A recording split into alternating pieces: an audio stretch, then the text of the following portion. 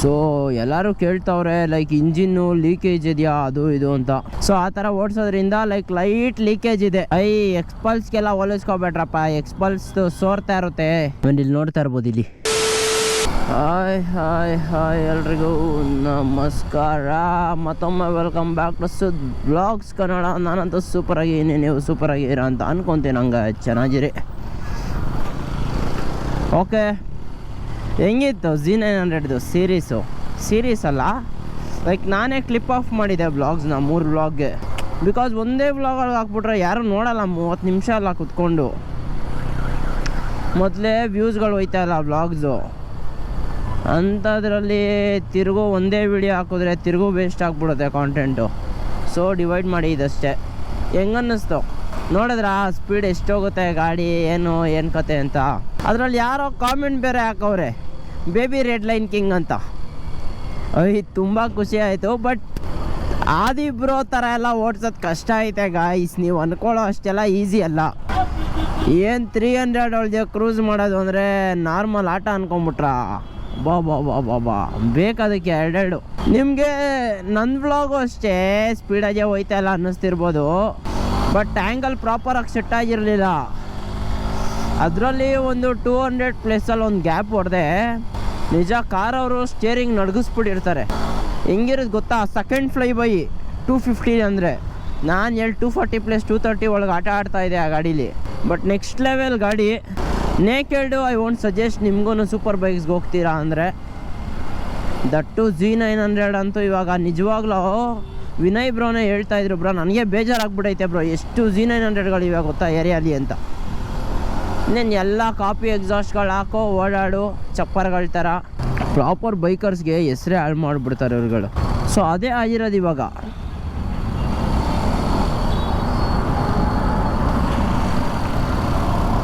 So ಯಾರು ಹೊಸಬ್ರು ಬ್ಲಾಗ್ನ ನೋಡ್ತಾ ಇದ್ರೆ ಬೇಗ ಸಬ್ಸ್ಕ್ರೈಬ್ ಮಾಡ್ಕೊಳ್ಳಿ. ಕಾಂಟೆಂಟ್ ಇಷ್ಟ ಆಗ್ತಾಯಿದ್ರೆ, ನಂಗೆ ಅನ್ನಿಸ್ದಂಗೆ ಇಷ್ಟ ಆಗ್ತಾಯಿದೆ ಅನಿಸುತ್ತೆ.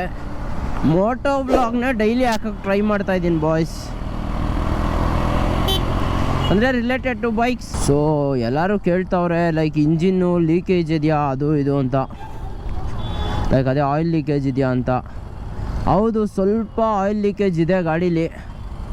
ಸ್ವಲ್ಪ ಅಂದರೆ ಎಕ್ಸ್ಪಲ್ಸ್ಗೆಲ್ಲ ಹೋಲಿಸ್ಕೋಬೇಡ್ರಪ್ಪ, ಎಕ್ಸ್ಪಲ್ಸ್ ಸೋರ್ತಾ ಇರುತ್ತೆ.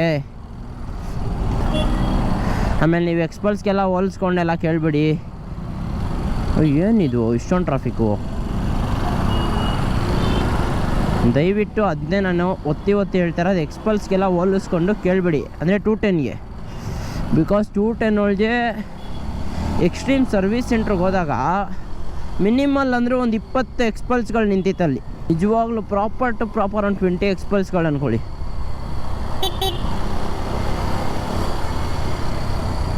ಸೊ ಅದಕ್ಕೆಲ್ಲ ಹೋಲಿಸ್ಕೊಬೇಡಿ. ಇದೇ ಲೀಕೇಜು ಅಂದರೆ ನಾರ್ಮಲಾಗಿ ಓಡಿಸಿದ್ರೆ ಬರಲ್ಲ. ನಾನು ನಾರ್ಮಲಾಗಿ ಓಡಿಸ್ತಾ ಇಲ್ಲ ಗಾಡಿನ, ಅಬ್ನಾರ್ಮಲ್ ಮನುಷ್ಯ ನಾನು. ಟಾಕ್ಸಿಕ್ ಹುಡುಗ ಜೊತೆ ಗಾಡಿನೂ ಟಾಕ್ಸಿಕ್ ಆಗಿಬಿಟ್ಟಿದೆ. ಪ್ರಾಪರ್ ನಾನು ಕ್ರೂಸಿಂಗ್ ಸ್ಪೀಡೇ 100-110 ಇರುತ್ತೆ. ಅಷ್ಟರಲ್ಲಿ ಕ್ರೂಸ್ ಮಾಡ್ಬೋದು ಈ ಗಾಡೀಲಿ. ಒಂದೊಂದು ಸತಿ 120ಗೆ ಹೋಗ್ಬಿಟ್ಟಿರುತ್ತೆ, ನಾನು ಮೀಟ್ರ್ ನೋಡಿರಲ್ಲ. ಆಮೇಲೆ ರೆಡ್ ಲೈನ್ ಆದಾಗ ಯೋಚನೆ 120ಗೆ ಬಂದ್ಬಿಡುತ್ತಾ ಗಾಡಿ ಅಂತ. ಸೊ ಆ ಥರ ಓಡಿಸೋದ್ರಿಂದ ಲೈಕ್ ಲೈಟ್ ಲೀಕೇಜ್ ಇದೆ. ಲೀಕೇಜ್ ಅಂದರೆ ಸ್ವಲ್ಪ ಆಯಿಲ್ ಥರ ಈಚೆ ಕಾಣಿಸ್ತಾ ಇರುತ್ತೆ ಅಷ್ಟೇ. ಇಲ್ಲಿ ನೋಡಿ ಪಾರ್ಟಿ ಮಾಡ್ತಾವ್ರೆ. ವಿವಾಹ ಭೋಜನವಿದು ಅಂತ ಎಲ್ಲರನ್ನೂ ಹಾಕೊಂಡು ತುಂಬ್ತಾವ್ರು ಹಾಕೊಂಡು. ಏನಪ್ಪ ನಮ್ಮ ಗೌರ್ಮೆಂಟ್ದು ಎಕ್ಸಾಸ್ಟ್ ಸೇಲ್ ಮಾಡೋದು ಅವರೇ, ಪರ್ಮಿಷನ್ ಕೊಡೋದು ಅವರೇ, ಅದಕ್ಕೆ ಟ್ಯಾಕ್ಸ್ ಇಸ್ಕೊಳ್ಳೋದು ಅವರೇ, ತಿರ್ಗೋ ಫೈನ್ ಹಾಕೋದು ಅವರೇ. ಅದೇನು ಆಗ್ತಾಯಿತ್ತು ನಮ್ಮ ಗೌರ್ಮೆಂಟು ಅನ್ನೋದೇ ಅರ್ಥ ಆಗ್ತಾಯಿಲ್ಲ ನನಗಂತೂ. ನನಗೂ ಬೇಜಾರಾಗ್ಬಿಡೈತೆ. ಅವರೇ ಸೇಲ್ ಮಾಡೋದಂತೆ, ಅವರೇ ಫೈನ್ ಹಾಕೋದಂತ ಹಿಡಿದ್ಬಿಟ್ಟು ಬಿಸ್ನೆಸ್ ಮಾಡ್ಕೊಂಬಿಟ್ಟವ್ರೆ ಬಾಯ್ಸ್ ಎಲ್ಲ. ಸೊ ತೋರಿಸ್ತೀನಿ ಬನ್ನಿ ನಿಮಗೆ ಲೀಕೇಜ್ ಹೆಂಗಿದೆ ಅಂತ. ಜಾಸ್ತಿ ಎಲ್ಲ ಏನಿಲ್ಲಪ್ಪ, ಅದೇನು ಪ್ರಾಬ್ಲಮ್ ಆಗೋಲ್ಲ ನಿಮಗೆ, ಆ ಥರ ಎಲ್ಲ ಅಂದ್ಕೊಂಬಿಡಿ. ತುಂಬ ಪ್ರಾಬ್ಲಮ್ ಆಗುತ್ತೆ ಅಂತ ಎಲ್ಲ, ಏನೂ ಪ್ರಾಬ್ಲಮ್ ಆಗೋಲ್ಲ ನಿಮಗೆ. ಎಷ್ಟಾಯಿತು ಗೊತ್ತಾ Z900? 1 ಅಲ್ಲ ಬಾಯ್ಸ್, 247. ನನಗೆ ಕೇಳ್ಬೋದು ನೀವು ಭಯ ಇಲ್ವಾ ಅದು ಇದಿಲ್ವಾ ಅಂತ. ಆ ಗಾಡಿ ಬಗ್ಗೆ ಗೊತ್ತಿರೋರಿಗೆ ಮಾತ್ರ ಗೊತ್ತಿರುತ್ತೆ ಆ ಗಾಡೀಲಿ ಎಷ್ಟು ಅಪಾಯ ಅಷ್ಟು ಸ್ಪೀಡ್ ಮಾಡೋದು ಅಂತ. ಬಿಕಾಸ್ ಎಲ್ಲ ಸೂಪರ್ ಬೈಕ್ಸ್ಗಳಿಗೂ ಸ್ಟೇರಿಂಗ್ ಡ್ಯಾಂಪ್ಲರ್ ಬರುತ್ತೆ. ಅಂದರೆ ವಾಬಲ್ ಆಗಲ್ಲ ಗಾಡಿ. ಹಿಂಗೆ ನೀವು ನೀಟಾಗಿ ಅಬ್ಸರ್ವ್ ಮಾಡಿದರೆ ಗೇರ್ ಟು ಗೇರ್ ಶಿಫ್ಟ್ ಮಾಡಿದಾಗೆಲ್ಲ ವಾಬಲ್ ಆಗೈತೆ ಹ್ಯಾಂಡ್ಲು. ಒಂದ್ಸತಿ ನೋಡಿ. ನೀವು ಯಾರೂ ಆ ಥರ ಎಲ್ಲ ಮಾಡೋಕ್ಕೆ ಹೋಗ್ಬೇಡಿ. ನಾನು ಟ್ರಿಪಲ್ ರಶ್ ಬ್ರೋ ಅವ್ರದ್ದು ವೀಡಿಯೋಗಳೇ ನೋಡಿದ್ದೀನಿ. Z900 ಅವ್ರಿಗೆ ಬ್ರೋ ರಿಸ್ಕ್ ತಗೊಳ್ಳಲ್ಲ. ನೋಡಿ ಬೇಕಾದ್ರೆ ನೀವು ಅವ್ರ ವೀಡಿಯೋ 136 138 ಲಾಸ್ಟು. ಯಾರು ರಿಸ್ಕ್ ತಗೊತಾರೆ? ಸ್ಟೇರಿಂಗ್ ಡ್ಯಾಂಪ್ಲರ್ ಇಲ್ಲ, ಏನಿಲ್ಲ ಗಾಡೀಲಿ. ಸ್ಟೇರಿಂಗ್ ಡ್ಯಾಂಪ್ಲರ್ ಇದ್ದರೆ ಇಲ್ಲೊಂದು ಸ್ಟೇರಿಂಗ್ ಡ್ಯಾಂಪ್ಲರ್ ಅಂತ ಬರುತ್ತೆ, ಅದೇ ಹ್ಯಾಂಡ್ಲು ಕಡ್ಡಿ ಇರೋದು ಗೊತ್ತಾ, ಆ ಥರದ್ದು ಹಿಂಗೊಂದು ಬಂದ್ಬಿಟ್ಟು ಹೈಡ್ರಾಲಿಕ್ಸ್ ಇರುತ್ತೆ ಅದರೊಳಗಡೆ.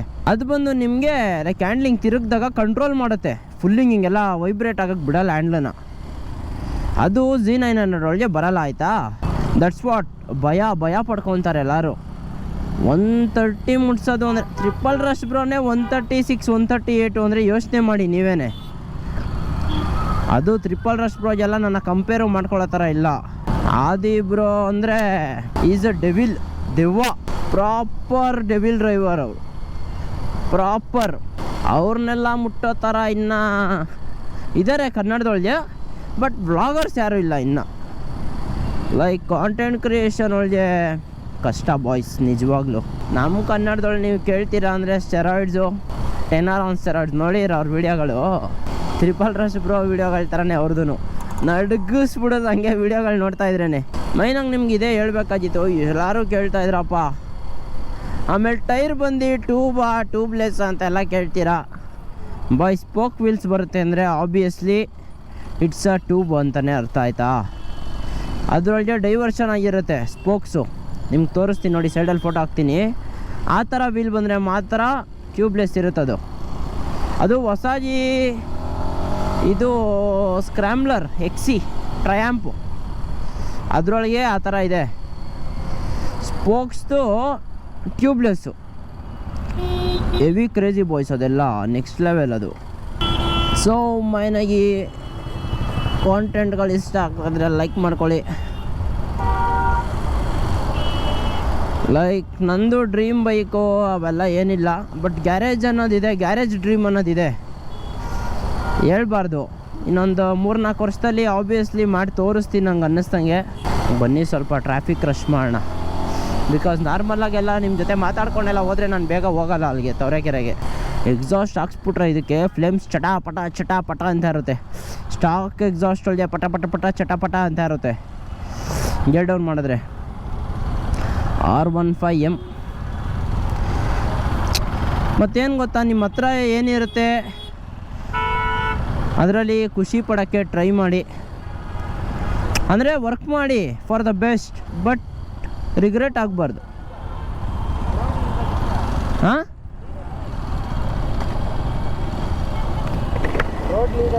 ಹಾಂ bro, 2.5.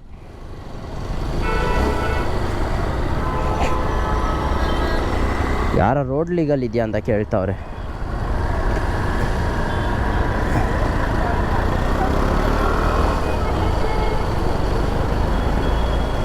Obviously bro road legal ಗಾಡಿ ಇದೆ, ಬಟ್ ನಾನಲ್ವಲ್ಲ. ಗಾಡಿ ಮಾತ್ರ ರೋಡ್ ಲೀಗಲ್ಲು, ನಾಟ್ ಮೀ ಬಡಿ. ನೋಡಿ ಎಲ್ಲ ರೇಸ್ ಆಡ್ತಾರೆ KLX ಜೊತೆ. KLX ಇನಿಷಿಯಲ್ ಇನ್ನೂ ಗೊತ್ತಿಲ್ಲ. R15 ಇನಿಷಿಯಲ್ ಒಳಗೆ ಏನೂ ಇಲ್ಲ ಬಾಯ್ಸ್, ತಿಂದಾಕ್ಬಿಡುತ್ತೆ KLX ಹೋದ್ನ. ಬಟ್ ನಾನು ರೇಸ್ ಆಡೋಕ್ಕೆ ಹೋಗಲ್ಲ ಗಾಯ್ಸ್. ಬನ್ನಿ ನಿಮಗೆ ತೋರಿಸ್ತೀನಿ. ನೋಡಿ ಈ ಥರ ರೇಸ್ ಆಡೋಕ್ಕೆ ಹೋದ್ರೆ ಇದ್ರೊಳಗಡೆ ಹೋಗ್ಬಿಡೋದು ಹಿಂಗೇನೆ. ಕ್ರೇಜಿ ಅಂದರೆ ಜಾಸ್ತಿ ಏನು ಲೀಕೇಜ್ ಇಲ್ಲ, ಇಟ್ಸ್ ನಾಟ್ ಲೀಕೇಜ್, ಸ್ಲೈಟಾಗಿ ಸ್ವಲ್ಪ ಈಚೆ ಬರ್ತಾ ಇರ್ತದೆ ಆಯಿಲ್ ಅಷ್ಟೇ. ಅಂದರೆ ಮಾರ್ಕ್ ಆಗುತ್ತೆ, ಸೋರಲ್ಲ, ಸ್ವಲ್ಪ ಮಾರ್ಕ್ ಆಗಿರುತ್ತೆ ಅಷ್ಟೇ.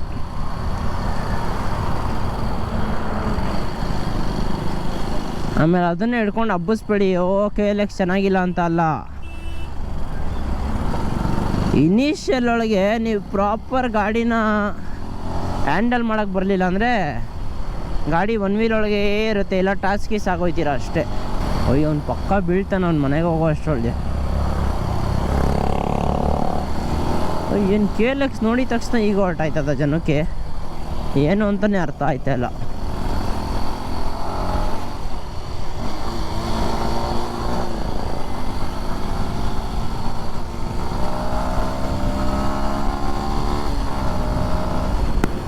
KLX ಅಂಡರ್ ಎಸ್ಟಿಮೇಟ್ ಮಾಡಿಬಿಡ್ತಾರೆ ಬೇಗ ಬಾಯ್ಸು.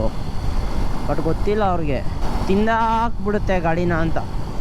ಓ ಫಕ್ ಮ್ಯಾನ್, ಅಲ್ಲೇ ತೊಗೊಬೇಕಾಯ್ತಾನೆ. ಬಿಡ್ರಿ ಅಲ್ಲೇ ತೊಗೊಳ್ಳೋಣ, ಸ್ವಲ್ಪ ಲೀಗಲ್ಲಾಗಿ ಓಡಾಡೋಣ ಬಾಯ್ಸ್.